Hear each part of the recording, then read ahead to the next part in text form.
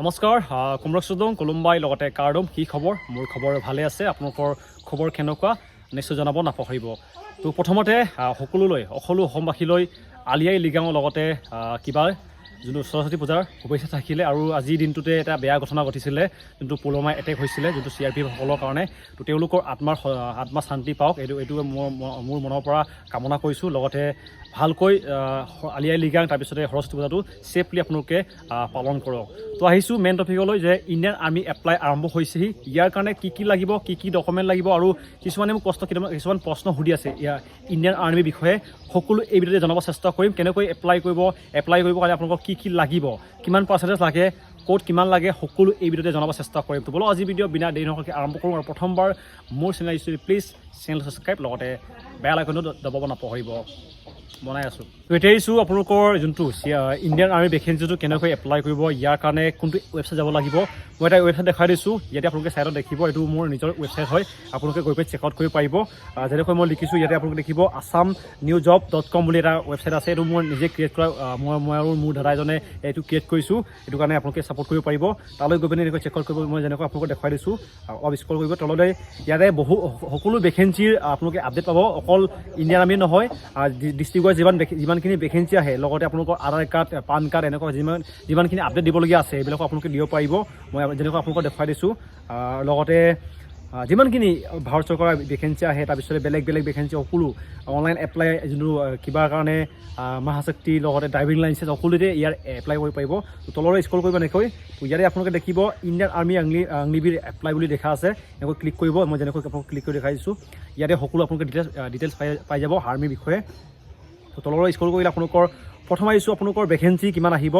প্ৰায় 25,000 ভেকেঞ্চি আহিব বুলি কৈছে যোনটো ভেকেঞ্চিটো আৰু লগতে আপোনালোকৰ দৰমহাটো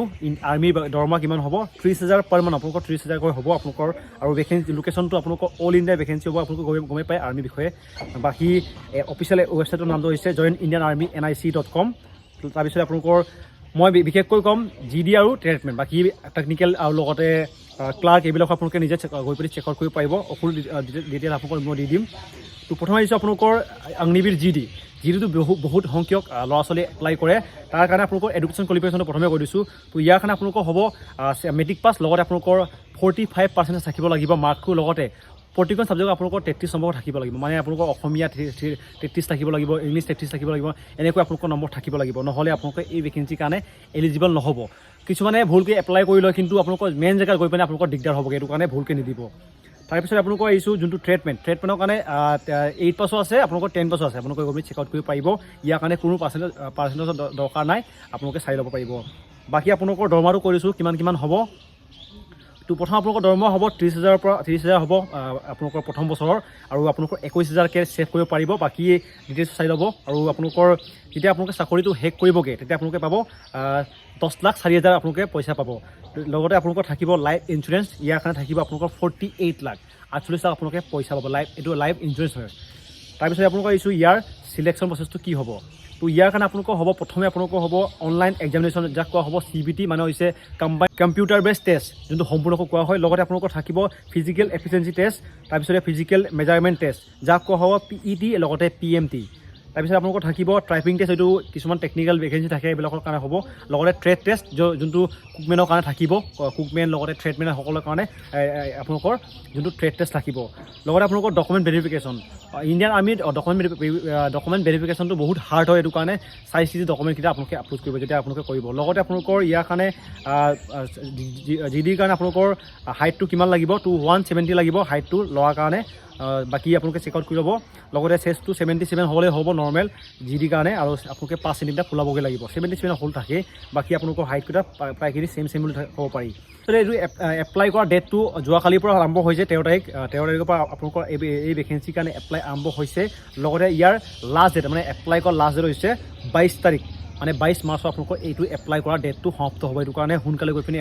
এপ্লাই কৰি লওক। লগতে যোনে প্ৰথমবাৰ এপ্লাই কৰিব তেওঁলোকক এটা মই কৈ দিছোঁ যেন আপোনালোকে এপ্লাই কৰোঁতে ভাবি চিন্তি এপ্লাই কৰিব, কাৰণ এজন কেণ্ডিডেটে এবাৰে এপ্লাই কৰিব পাৰে, বাৰে বাৰে এপ্লাই কৰিব নোৱাৰে। এইটো কাৰণে ভুলকৈ নিদিব। যিমানখিনি এপ্লাই কৰিছে ডকুমেণ্ট দিছে এইবিলাক চাই চিতি দিব। বাৰে বাৰে আপোনালোকে এডিট কৰিব নোৱাৰে SSC নিচিনাকৈ। যদি আপোনালোকৰ ভুল হ'লে ভুল হৈ গ'ল আৰু এইটো কাৰণে ভাবি চিন্তি এপ্লাই কৰিব। বাকী ডিটেইলছ কিবা সুধিব থাকিলে এইটো হৈছে মোৰ ইনষ্টাগ্ৰাম ID, সুধিব পাৰিব। লগতে এই যোনটো ৱেবছাইটৰ লিংকটো দিছোঁ গৈ পিনি চেক আউট কৰি ল'ব সম্পূৰ্ণকৈ, ক'ত কিমান পাৰ্চেণ্টেজ লাগে, কেনেকৈ হ'ব ৰানিংটো অলৰেডি মই কৈ দিছিলোঁ 1.6 কিলোমিটাৰ ৰানিং হ'ব, গুড কেটেগৰী এইবিলাক থাকিব আৰু এইটো কাৰণে চেক আউট কৰি ল'ব।